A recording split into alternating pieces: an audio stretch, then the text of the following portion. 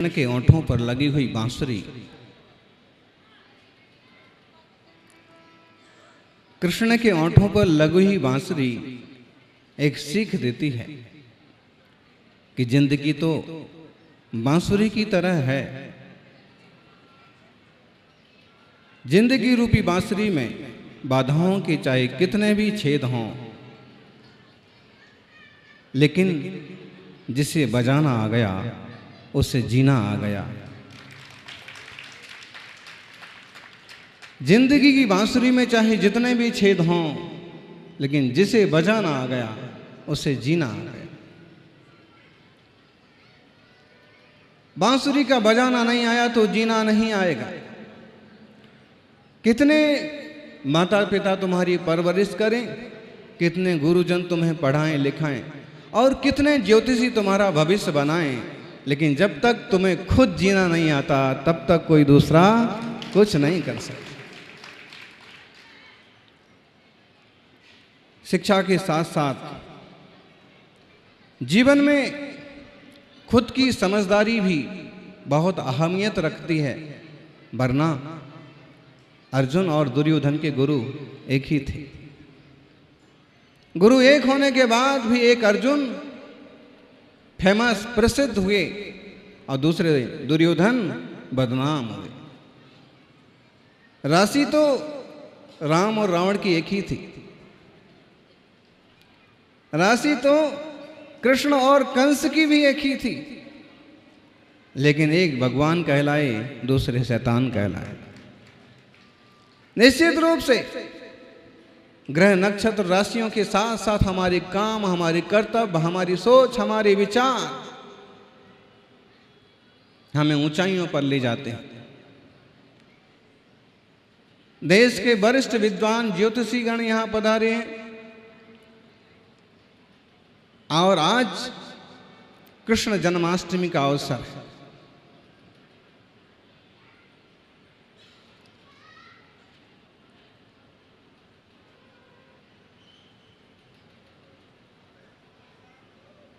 कृष्ण का जन्म जेल में हुआ और मरण जंगल में हुआ। जब जन्मे तो कोई गाने वाला नहीं था और जब सिधारे तो कोई रोने वाला नहीं था। जिंदगी के शुरुआत से ही समस्या और जिंदगी के अंत तक समस्या, फिर भी जिंदगी भर हमेशा बांसुरी बजाते रहे। फिर भी संदेश है उनका जीवन कि चाहे जीवन कैसे भी उतार चढ़ाव से चढ़े, लेकिन आप दृढ़ बने रखिए, साहस बनाए रखिए, धैर्य बनाए रखिए, कहीं ना कहीं उन्नति जरूर हासिल होगी। कृष्ण के जीवन का प्रत्येक पहलू गृहस्थों के लिए बहुत ज्यादा उपयोगी है। गृहस्थ को किस ढंग से जीना चाहिए और किस ढंग से परिस्थितियों का मुकाबला करना चाहिए, किस ढंग से स्वदेश प्रेम होना चाहिए और किस ढंग से मित्रता निभाना चाहिए। गुरु वशिष्ठ ने प्रातः काल की बेला में अभिषेक होगा, लेकिन अभिषेक की बेला राज्याभिषेक की बेला वनवास में बदल गई। कर्म किसी के सगे नहीं होते, इसलिए अपन इंसान जितना जो कुछ अच्छा कर सकते हैं, किसी के भले का बता सकते हैं, उतना करते रहना चाहिए, लेकिन धर्म मार्ग से कभी विचलित नहीं होना चाहिए। ज्योतिष की अपनी अहमियत है, बहुत महत्वपूर्ण विषय है यह। और जैन समाज में फर्रुखाबाद से बहुत पुराना पंचांग आज भी चल रहा है। उस जमाने में मुसलमानों की रियासत काल में भी जिनने जैन ज्योतिष की चमक बनाए रखी, जैनी जिया लाल जी, और आज उनके पड़पोते गजेंद्र जी यहाँ हाजिर हैं। आचार्य महावीर कीर्ति महाराज का ज्योतिष जबरदस्त था। वो 18 भाषाओं के ज्ञाता होने के साथ साथ व्याकरण के, ज्योतिष के, आयुर्वेद के, साहित्य के, व्याकरण के बहुत बड़े विद्वान थे। और कहते हैं उन्होंने जिसके लिए जो बताया कि आप ये प्रयोग करिए। कोई रोता धोता उनके पास आ गया और उन्होंने अगर कुछ बताया और उसका उपयोग किसी ने किया तो उसका भला ही भला हुआ, अच्छा ही अच्छा हुआ। आचार्य महावीर कीर्ति जी ने दक्षिण भारत के प्रवास के दौरान एक ग्रंथ पाया, भद्रबाहु संहिता। तब केवल वह हस्तलिखित था और वह हस्तलिखित ग्रंथ उन्होंने उस समय के युवा लेकिन अच्छे विद्वान नेमिचंद ज्योतिषाचार्य को दिया कि इसका अनुवाद करो, इसका प्रकाशन होना चाहिए। और नेमिचंद ज्योतिषाचार्य ने भद्रबाहु संहिता का बराबर व्यवस्थित श्रेष्ठतम संपादन किया। भारतीय ज्ञानपीठ से वह ग्रंथ छप करके आज बहुत विद्वानों के हाथ में पहुंचा। अद्भुत ग्रंथ है वह। एक जैन आचार्य, एक जैन विद्वान भद्रबाहु के द्वारा रचा गया और कई सारी बातों का फलित और गणित ज्योतिष की भी उसमें अच्छी चर्चा की। और जैन विद्वानों की रुचि तो हमेशा से अन्य विधाओं की तरह ज्योतिष में भी रही है। भारतीय ज्योतिष जो नेमिचंद ज्योतिषाचार्य का अपन मौलिक ग्रंथ कह सकते हैं, लेकिन जिस ढंग से उन्होंने संयोजन किया और जिस ढंग की मेहनत की, आज दुनिया का, देश का शायद ही कोई ज्योतिषी मिले जिसके पास भारतीय ज्योतिष ग्रंथ ना हो। आचार्य महावीर कीर्ति जी ने जयपुर खानिया में जब वीर सागर जी महाराज विराजे थे और यहाँ से संदेश पहुँचे कि महावीर कीर्ति जी को बोलो कि जयपुर आकर के हमारी समाधि कराए, तब महावीर कीर्ति जी ने वापस संदेश भेजाया कि आचार्य महाराज को कहना कि अभी आपकी 1 साल तक समाधि होने वाली नहीं है, जो कुछ होगा अगले चतुर्मास में होगा। यहाँ आकर के समाचार मिला तो महावीर कीर्ति जी की बात को प्रमाणित करते हुए वीर सागर जी ने कहा कि अगर महावीर कीर्ति ने ऐसा कहा है तो निश्चित ही ऐसा ही होगा, में कोई दो मत नहीं। और वो 56 का चतुर्मास फिरोजाबाद में पूरा करके महावीर कीर्ति जी, और फिर उस समय वहाँ के जो छदामी लाल जी थे और बड़े बड़े विद्वान कहिए या उस समय उनकी सेवा में समर्पित नेपाल की यूरानी लक्ष्मी देवी, उन्होंने भी आग्रह किया कि महाराज यहाँ आए हैं तो थोड़ा और समय, नहीं, मुझे अब जयपुर की तरफ जाना है। खानिया में वीर सागर जी महाराज विराजमान हैं और इस चतुर्मास में उनकी समाधि होना है। मैं उनकी सेवा में उपस्थित रहूंगा और वहां से चल करके लंबा विहार करके खानिया में आए, चतुर्मास के पूर्व आ गए और खूब अच्छे से उन्होंने छपक का मार्गदर्शन किया और वीर सागर जी महाराज की समाधि जो समय उन्होंने बताया था उस समय पर। ज्योतिष विद्या एक गणित विद्या है, मतलब है कि जो कम ज्ञानी या लापरवाह लोग होते हैं उनके कारण से ऐसी विद्याएं बदनाम हो जाती हैं। इसलिए संस्था खड़ी हुई है, अच्छी बात है, और इसमें अनेक वरिष्ठ विद्वान भी हैं, अच्छी बात है। लेकिन गजेंद्र जी जैसे विद्वानों को लेकर के और कार्यशाला के प्रयोग चालू करना चाहिए कि जो लोग सदस्य बन गए हैं, जो नई पीढ़ी के विद्वान सदस्य बन गए हैं, उनको कार्यशाला के माध्यम से व्यवस्थित रूप से पूरी जानकारी मिले ताकि वे उस विधा में किसी के सामने अगर कुछ कहें तो उसमें सत्य शामिल हो।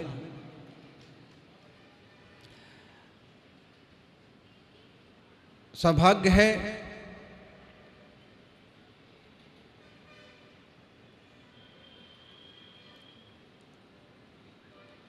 भगवान महावीर स्वामी की दिव्य ध्वनि के सारांश रूप ग्रंथ अपने बीच कहिए या अपने शास्त्र भंडारों में आज भी विद्यमान है। जय धबला में वीरसेन स्वामी ने महावीर स्वामी के गर्भ, जन्म, दीक्षा, निर्वाण इनके कालों का जो निर्धारण किया है, आप आश्चर्य करेंगे, जिस समय कोई औजार नहीं है, उपकरण नहीं है, आज से 1000 साल पहले, और अपने बुद्धि बल, गुरु परंपरा के ज्ञान के बल पर आचार्य वीरसेन स्वामी ने कि महावीर स्वामी का वास्तविक जन्म समय क्या है और वास्तविक संयम काल और निर्वाण समय क्या है, उसका भली भांति निर्धारण किया उन्होंने। ऐसे ही सटकंडागम में भी हमें कुछ सूत्र मिलते हैं जो ज्योतिष का पोषण करते हैं।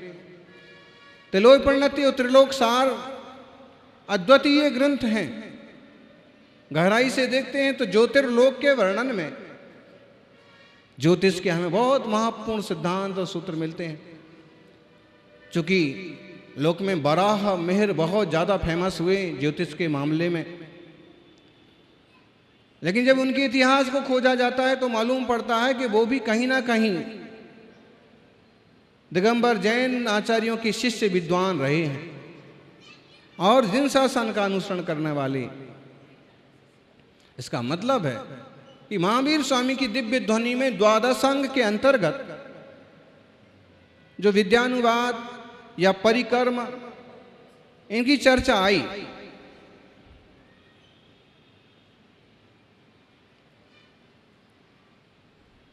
प्रज्ञप्तियों की चर्चा आई, सूर्य प्रज्ञप्ति, चंद्र प्रज्ञप्ति वगैरह, जम्बूद्वीप सागर प्रज्ञप्ति, जम्बूद्वीप प्रज्ञप्ति, तो ये जो प्रज्ञप्तियों की चर्चा आई, इनमें भी ये सारा विषय समाहित रहा है।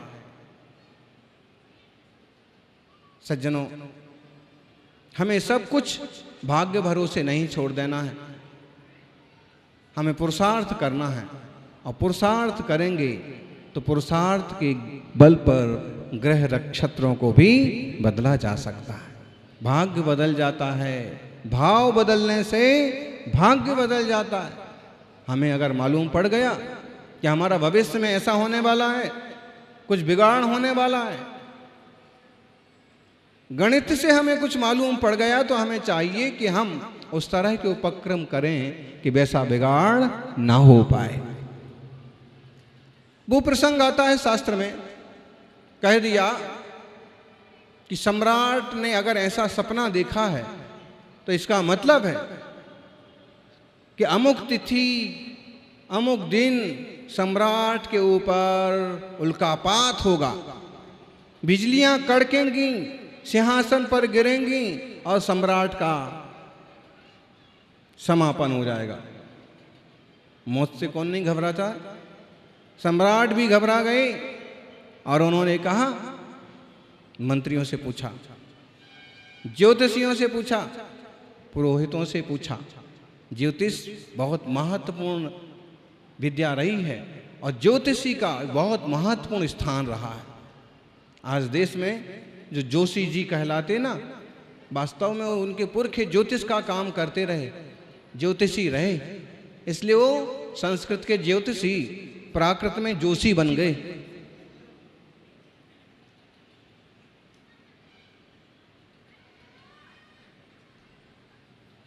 तो सम्राट ने कहा, गणतज्ञों ने कहा, निमित्तज्ञों ने कहा, आचार्य विमल सागर जी गजब के निमित्तज्ञ थे, अष्टांग निमित्त का उन्हें काफी बोध था। निमित्त ज्ञान होता है कि अगर अमुक तरह की चिन्ह दिखे तो अमुक तरह की चीज होने वाली है, अमुक तरह की बात होने वाली है। अगर वातावरण ऐसा चिकना चिकना जैसे दिख रहा है, जैसे आज दिख रहा है, तो समझ लो पानी बरसने की संभावना है। भद्रबाहु संहिता में भी बहुत विस्तार से अष्टांग निमित्त पर चर्चा की है।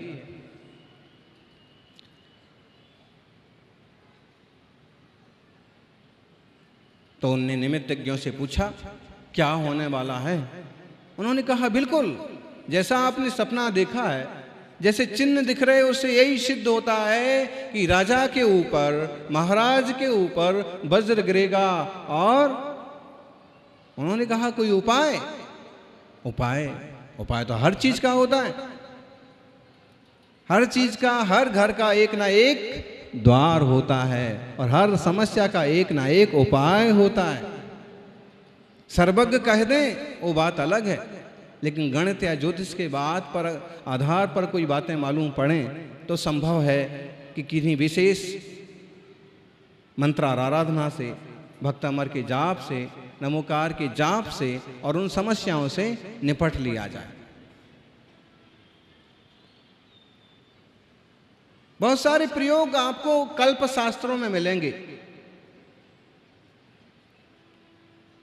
कि अगर आप मंगल ग्रह से परेशान हैं तो आप नमोकार में नमो सिद्धाडम का जाप करिए, बस पूज्य भगवान का ध्यान करिए। एक तरह का रिफ्लेक्शन, मतलब अगर आप लाल ग्रह से परेशान हैं तो लाल वाले भगवान का ध्यान करिए, आपकी समस्याएं समाप्त हो जाएंगी। और शनि ग्रह से परेशान है तो मुनीश्वर भगवान तो बहुत फेमस हो गए। अभी पिछले 20-25 साल में सबसे ज्यादा कौन से फेमस हो गए भगवान? बोलो ज्योतिषी जी हैं? उसके पहले तो फेमस नहीं थे, उसके पहले तो पारसनाथ महावीर ज्यादा फेमस थे, आदिनाथ। अभी मतलब है कि शनि के प्रभाव ने मुनि सुब्रत भगवान को प्रसिद्ध कर दिया। सच्चाई यह है कि तीर्थंकर सब अपने आप में महान है, सब कल्याणकारी हैं, सबकी करुणा कृपा जिस पर भी बरसे, जो भी व्यक्ति भगवान की आराधना करे उसका मंगल ही मंगल हो जाए। फिर भी रंग को रंग से जोड़ दिया। मुनि सुब्रत भगवान श्याम वर्ण के हैं और शनि ग्रह भी श्याम वर्ण का माना है। श्याम वर्ण के तिरोहन के लिए, श्याम वर्ण को पराजित करने के लिए, श्याम वर्ण की वैध ऊर्जा से बचने के लिए आप श्याम वर्ण वाले मुनि सुब्रत भगवान का ध्यान करो तो तुम्हारा श्याम भी श्वेत में बदल जाएगा, ब्लैक भी व्हाइट हो जाएगा। हुआ क्या है? हुआ है कि परिणामों की प्रशस्तता तीर्थंकर से जुड़ गई और उससे संक्रमण हो गया। जैसा अभी कह रहे थे टिकमचंद जी, संक्रमण हो गया, पाप प्रकृतियों का संक्रमण हो गया। परिणामों की उपशमता से, परिणामों की शालीनता से, और जो तकलीफें होने वाली थी वो असाता साता में परिवर्तित हो गई। तो इन सब चीज़ों का अपना महत्व है।